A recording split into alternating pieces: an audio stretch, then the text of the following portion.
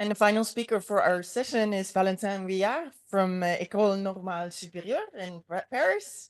He's going to talk to us about alternatives to exploration, moving up and down the ladder of causation in humans. Thank you.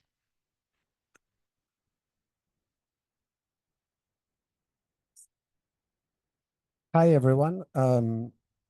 So when my voice is broken like this, it's usually that I've done karaoke, but this time it's only because I've attended 3 poster sessions, one after the other.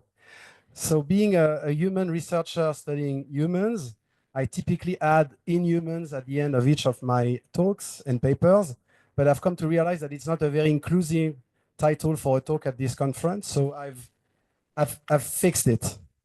I've fixed it. Doesn't work, but I don't know if I fixed it. Maybe not. Maybe not. Maybe I just have a title slide. Oh, I do have fixed it. You spoiled it. That's okay. So I fixed it. There you go. So I will start by explaining the second part of my title, hoping that the second part will become clearer as we get through the talk. So as you may have guessed, the ladder of causation is not a real ladder. It's a metaphorical one that has been introduced by Judea Pearl in his recent book to describe the 3 ways by which cognitive systems can think of the structure of their environments and their status in their environments. So the cognitive systems I'm talking about can be humans or AI systems, sometimes playing against each other. They can also be non-human animals playing against less glorious types of AI, right? We're not so sure who's winning the second match, right? So at the first rung of the ladder, humans, animals, and AI and cats observe their environments and try to identify association and patterns between events that occur, right? For example, I may notice that when the sky is cloudy in Dublin or anywhere, right, it tends to rain, maybe slightly more in Dublin than anywhere. So this is typically what happens when you do learning, when you do inferences. At the second rung of the ladder, you find situations in which humans, AI, and cats try to understand what are the effects of their actions when they interact with their environments. Huh? So typically, this is reflected in efficient policies that will trade exploration with exploitation, implement foraging, information seeking, etc. And at the top rung of the ladder, you find situations in which humans, AI, as we've seen, but definitely not cats, according to Judea Pearl, are considering what would have been the alternative consequences of actions that they have not made, right? So this is typically what we would refer to as counterfactual thinking. Right, so try to keep these 3 rungs in mind because I will come back to them again and again through the talk. Right, so I think we can all agree here, I'm hoping so, that making sense of uncertain environments requires at least these 2 cognitive skills. The first one is learning the state and structure of the environment through imperfect information. The second one is a policy that will guide information sampling to try to facilitate learning, right? So the first thing I want to argue is that clearly the second skill is only accessible in certain controllable environments, right? Okay, so first question that we should ask, thinking about the ladder of causation, is whether controllability, a capability that you only find at the second rung of the ladder, influence the way you learn in uncertain environments. So how much being set at the second rung of the ladder may shape the way you learn. So a property of the first rung of the ladder. Okay, so that's what we wanted to investigate a few years ago in my team. And so we started by looking at the type of tasks that we have at our disposal. Okay, so research in decision-making in humans and in animals has historically been split between perceptual decision-making research that uses tasks like the flickery random dot motion discrimination task that you all know and fear to be a subject again, and the multi-armed bandit task that, as I've seen through the poster sessions, we all use to death in our research, right? The problem, so with this, it's quite nice. So on the left side, you find a task that is really set at the first rung of the ladder. In these tasks, we call subjects observers. We create observer models of these tasks, okay? They're just observing stimuli and making decisions. They are not causing the stimuli, okay? In the second case, subjects are called agents, right? They're interacting with the bandits, trying to maximize the rewards that they make in this task. The problem is that these two tasks differ in many different ways, such that if I compare the behavior of subjects or the way people learn in the two tasks, I would have no way to know whether it is the controllability aspect that is missing in one and present in the other that would explain the differences. So what do you do when none of the billion tasks that have already been tried does not fit the bill for your very specific question? You create a new one, right? So that's what we all do. I could also see that at posters, right? So the task that we have is a task that involves these colored apples, right? So you could call it weakly gamified. You know, I come from doing tasks using Gabor patterns, but clearly not naturalistic. For some reason, I chose like blue apples and not green. I don't know why. Okay. So in this task, as you can see, apples will be drawn from two piles. Orange pile. Okay. The orange pile that contains mostly orange apples, but you can see also a few blue apples, and the blue pile that contains mostly blue apples, but also a bit of orange apples. So the task will be uncertain because as you can see, if you see one apple, you cannot know for sure whether it's been drawn from one pile or the other, right? Because the two piles contain all colors of apples just in different proportions, right? So we have two conditions in this task. The non-controllable condition, in which subjects are observing draws of apples from one of the two piles. So they observe apples that are being drawn, and they're interrupted frequently to report the pile that they think the apples are currently drawn from, right? Very simple task. As you can see in that task, subjects are purely observers. The apples have been drawn from the computer. They're just trying to guess from which bag the computer is drawing, right? So the task works like this. If you create a graphical model of the task, the screen is really big. So you see on one chart, the computer is drawing blue. Of course, the subject doesn't see it. It's drawing from the blue pile. You get a series of apples. You're interrupted. The subject is going to report here left to report, oh, I think it's blue. Next chart, the state doesn't change of the task. Blue sequence, report left. And then occasionally, without warning, the computer will switch bags, will switch piles or categories. So now it will start drawing from the orange bag, right? The subject doesn't know it, just sees a new sequence of apples, okay? So in this task, it's a standard reversal learning task. So the subject will have to adapt its responses and reverse its behavior after each of these state reversals, right? So we have a second condition that we want to compare to this one, which we will call the controllable condition. You see, so in the first one, clearly subjects are observers. In the second one, now the task is different. Subjects are drawing apples themselves, okay, by pressing one of the two keys that they were using in the other task to just report the category. In this one, in this task, they know that one key is associated with the orange category and the other one with the blue one. And the goal of the task is to try to draw from one of the two piles. In one block, I will tell the subjects, please draw from the blue pile in this block, right? The problem is I didn't tell them which key was associated with the blue pile and which was associated with the orange pile, right? So they have to learn by trial and error. So it's very similar in practice, right? At a given point in time, this is the active association. So the left key is actually the one associated with the target category. So because the subject on the previous trial has pressed left, hop, he gets a blue sequence, right? So he's probably happy with it. So he sticks to L, pressing left, up. Again, the association has not changed. A new blue sequence, press left again, up. And here we have a state reversal. So you see the association between keys and colors are flipped. So subjects will now get an orange category. So if he notices that this is not what he wanted, he may switch his response. You see, so the task is different because in this case, the apples have been drawn by the actions of the subject, right? But at the end of the day, there are still these state reversals that make the task uncertain, and subjects have to adapt to these changes. I don't know why I want to these reversals, right? So you see, so in this condition, now subjects are playing with exactly the same stimuli, with exactly the same type of temporal structure of the task, but now there are agents in that condition because the apples that they're getting, I could not pre-generate them. I had to wait for the subjects to choose which key to press, right? We created a very tight match between conditions such that the two conditions would be exactly as uncertain. And for this, we turn to the fact that for this task, simple like this, we can derive the optimal Bayes inference process that says how you should track the hidden state of the task in either of the two conditions, the non-controllable and the controllable conditions, from the noisy evidence, so the colors of the apples that you get on every single sample, right? So at the bottom here, I plot you what would be the posterior belief of a Bayes optimal observer that is looking at this series of evidence to try to guess what is the hidden state.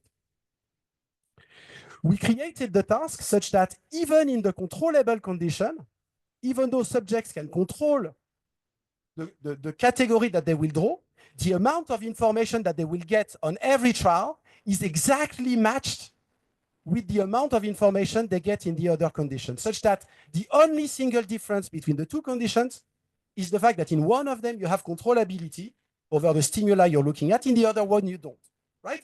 The only difference, right? Controllability does not come with more information that you get from having control, right? That's the beauty of this task to me. Okay, yeah.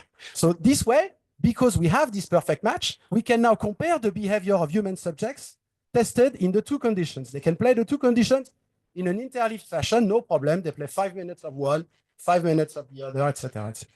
So here I'm just plotting the reversal learning curve in the non-controllable condition, always in blue, right?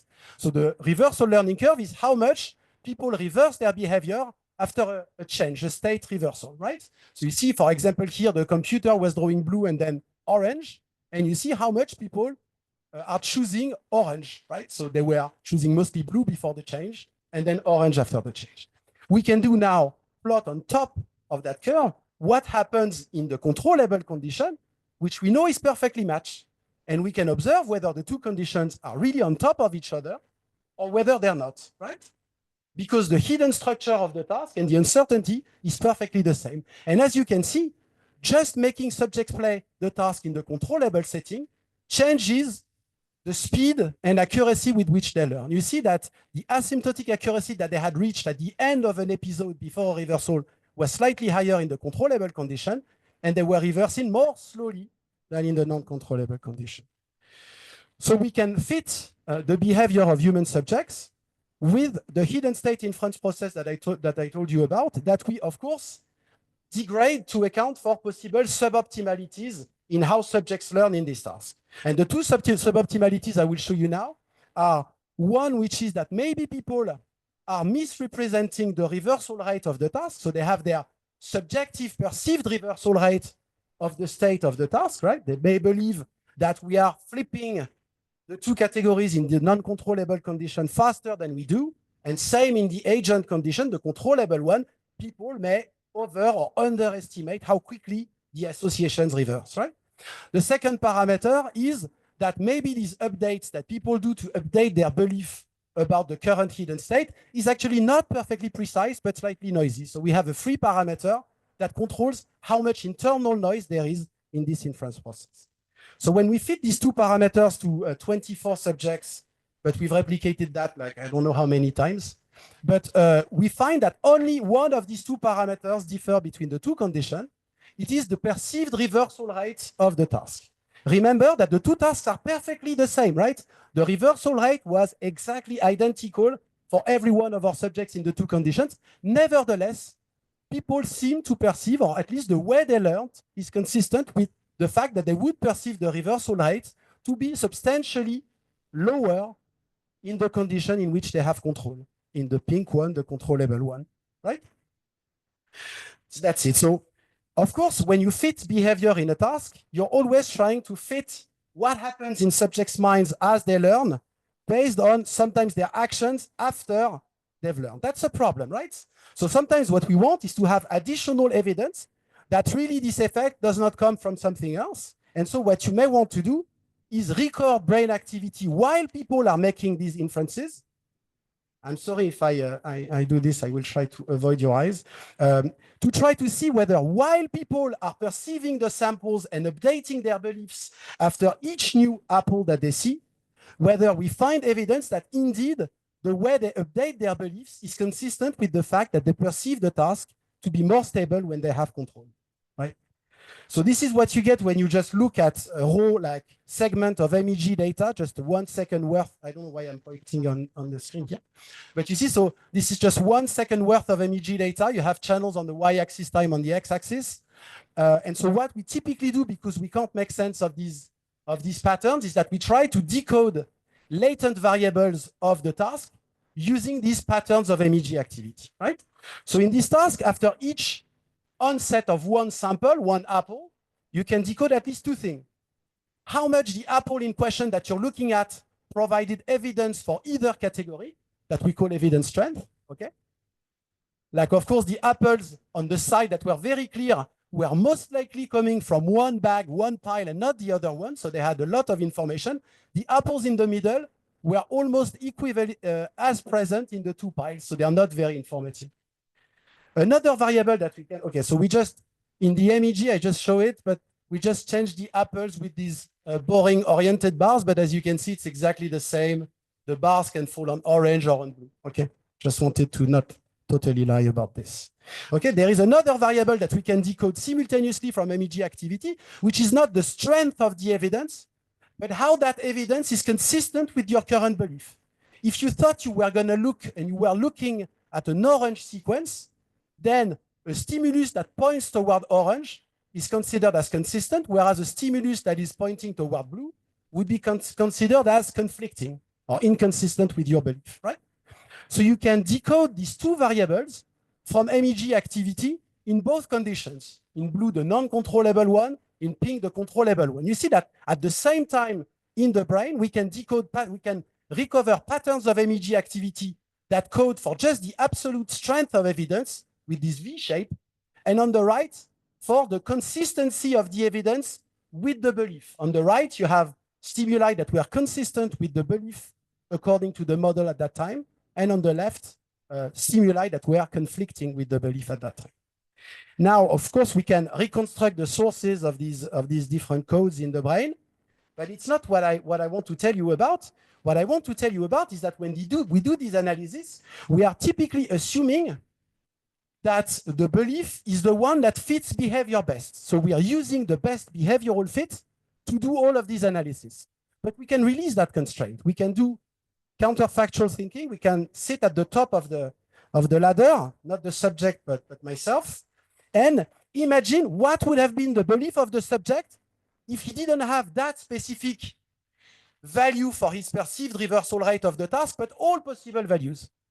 And I can try to decode all possible variants of evidence consistency for all possible values of that free parameter of my model. And I can now fit this parameter to the neural data by getting which of these perceived reversal rates is yielding the best decodability for that latent variable. So you see now, I'm fitting now my model, my free parameter, not to behavior, which is happening after the fact when people report, but not when they think. And I can fit it to what happens when they think, when they're computing the consistency of each stimulus with their current belief. And so I can do this in the blue condition, and we get that peak. And now we can do it in the controllable condition, hoping that the peak will be shifted to the left, that it will show that indeed what decodes best evidence consistency is consistent with subjects holding a lower perceived reversal rate in the controllable condition. So you see, so we take this as a good added sign that indeed subjects, when they are set to learn in this controllable condition, they perceive the task to be more stable, reversing less frequently, even though it's clearly not. It was reversing equally fast in the two conditions, right? So that was the conclusion that we got with my grad student, Aurélien, Weiss, a long time ago. And so, of course, I told you that these two conditions are equally uncertain, but they're not the same type of uncertainty. They're not the same form of uncertainty. Huh? And that's very true during switches. When you switch in the blue condition, it's typically in the non-controllable condition. It's because you want to report a change about the drone category, right? So you're just changing your mind.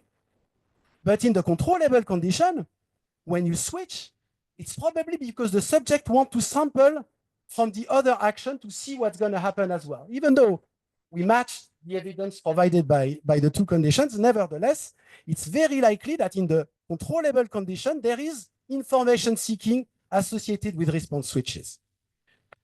So we found evidence that there is a difference between switches in the two conditions. So if you plot confidence around reversals in the non-controllable condition, you see that there is a drop when there is a reversal because the task is changing, so subjects adapt to it.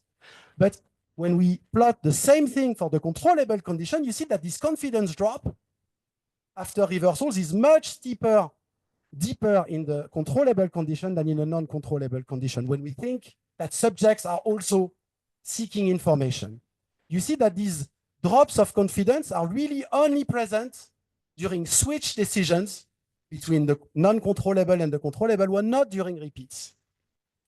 And at the physiological level, a lot of correlates of attention and arousal are consistent with the fact that switches, when you have control, are associated with much more increased attention and arousal than when you're just changing your mind. So here, I'm plotting the power suppression during when subjects are going to switch at this time point, shown by RT. So this is how much this power in this frequency band, which is typically associated with task attention, is more suppressed when subjects are going to switch at this time point, at the end of that trial. Okay, so here.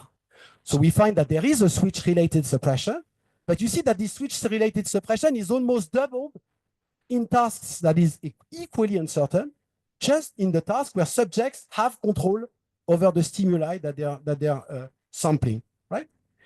And so that's even, you see, even before the switch, you have a much stronger suppression of alpha power when subjects were playing the task in the controllable condition. Now, when you look at pupil dilation, which is not reflecting attention, but likely arousal and partly probably activity of the noradrenergic system, you see that now pupil dilation also show a switch-related effect, but after people switch.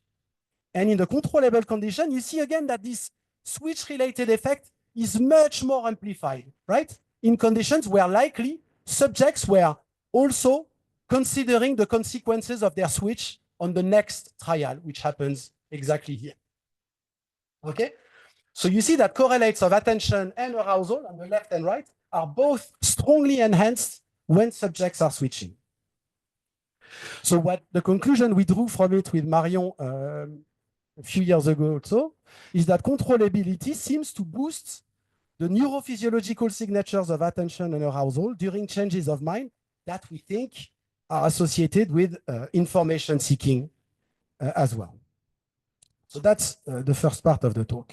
Now let's get back to this. I hope we still agree that these two things are important. And so clearly, as I've said at the beginning, showing the ladder of causation, exploration, foraging, and information seeking appear all like properties of an efficient policy. Now, a question that I want to ask now is whether they may reflect learning schemes that favor similar behaviors at much lower cognitive costs. That maybe we are wrong to think that exploration is all about policy and that maybe learning can create behaviors that look like exploration. The first one I want to tell you about quickly is the fact, something that I mentioned earlier, which is that when people make inferences and learn by reinforcement learning under uncertainty, often when you fit human behavior with models, you find that these update rules that they apply to update the values they assign to actions or their beliefs is often quite noisy, right? They are not applying these rules in a perfectly precise fashion with a bit of noise, right? So in a simple RL model, if you think of a multi-armed bandit task, you would need to add something beyond the explore exploit policy or the choice temperature that you typically add to add stochasticity to behavior, and assume that maybe the update rules that people apply are noisy, that they are not applying these TDRL updates in a perfect fashion. The problem is if you just look at behavior, a softmax and noisy learning will look exactly the same if you're looking at them assuming exact TDRL updates. So unless you're fitting a model that accounts for the possibility of noise in learning, the two will look very similar. You will be like, yeah, okay, it's just a softmax. That's probably why we all tend to think that, right? But if you fit separately these two sources of variability in the same model, you can recover them. For example, in a restless bandit task like this, you can recover them. And now you can look at how much of the non-greedy decisions that are typically attributed to a policy, a stochastic policy like a softmax, are actually driven by noise in the learning process. And when we did that a few years ago, we found that actually quite a lot of them were actually not driven by stochastic actions, but by the fact that people apply TDRL with internal noise, right? So this is in a situation where exploration is meaningful, right? A partial outcome condition where subjects only observe in the bandit the outcome of the action that they've selected. They don't know what's happening there. Henceforth, it's interesting to explore. Now, when we apply the same model in a complete feedback condition where people have all information about the current state by having access to the foregone reward information, you see that, as you would have predicted, the exploration term here gets very small. Makes a lot of sense. In that condition, I don't think humans try to explore a lot. Whatever they choose, they get equal information at the end of each trial. So you might just be very, very greedy in that condition, right? If I had fitted a standard RL model, it would have told me, oh yes, there's still quite a bit of softmax in the complete condition, right? So I would have said, my subjects are a bit stupid. They're still exploring when clearly doesn't make any sense to do so, right? And if you look separately at the two terms, you see that it's really the policy exploration that is reduced in the complete feedback. The noise term produces the same amount of variability in the two conditions, right? So learning noise seems to drive decision variability that is otherwise captured as explicit exploration by exact models. So it's important to know how people learn if you want to understand whether and how much they explore, right? So knowing what happens at the first rung of the ladder is critical to know what's going on at the second rung. You cannot just sidestep the first step and just go straight to the second rung, right? Maybe this I will skip, but just to tell you that this learning noise that we see in this bandit task and the inference noise that I told you about earlier in the apples task is actually quite test reliable, as you can see. And both of them are correlated with general reasoning accuracy across subjects, okay? So here I'm just showing that within all the parameters of my models in these two tasks, the reward-guided learning task and the other one, only the learning noise correlates with this reasoning accuracy score. And when you create a structural model, the best model is a model where actually this learning noise is actually a domain general term trait that is shared across very different types of decisions. So the noise I see in a bandit task is actually probably very close to the noise I would get from you if I tested you in the other task. I will do it. Okay, so exactly. So learning noise seems to reflect a domain general trait that predicts differences in reasoning accuracy. I think this I will skip, but this was the question of whether that noise, when you look at everything I've said so far, noise looks like a negative effect that is like a constraint and a limitation of cognition that reduces accuracy.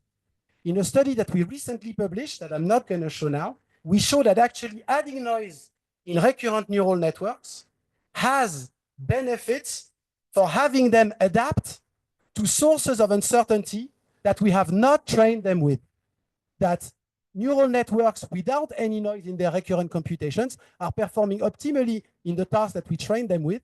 But when we add added sources of uncertainty at test time after weight training, they tend to be very, very weakly adaptive. So if you do a reversal in a bandit task that they've not been trained with, they will fail dramatically.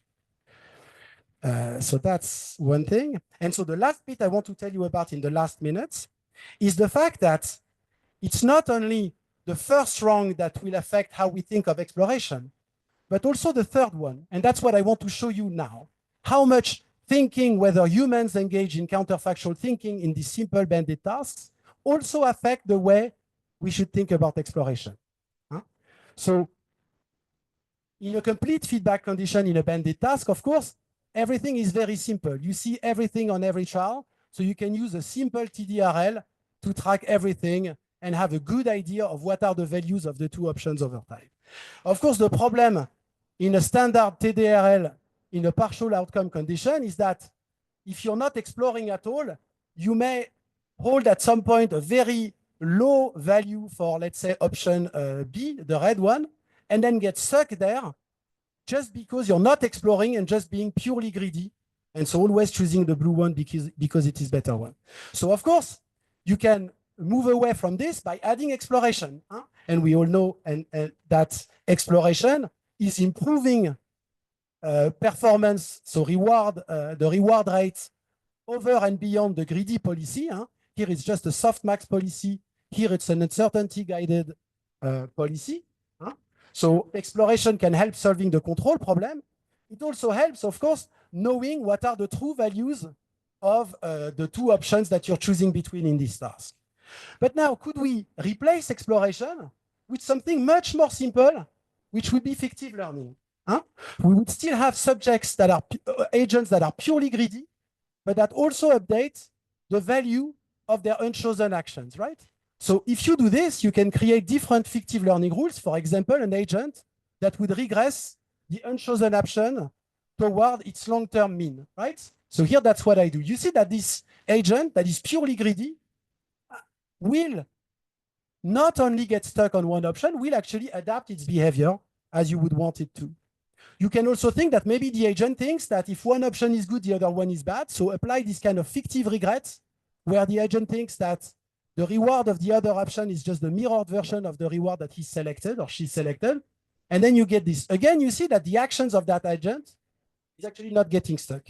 So what I want to show you very quickly, because I think I have only 1 minute left, is that this fictive learning is actually reaching exactly the same amount of reward excess as uncertainty guided exploration in this task. And it's also true if you try it on a 4-armed bandit, or probably didn't try a 16-armed bandit, but a 4-armed bandit is still the same.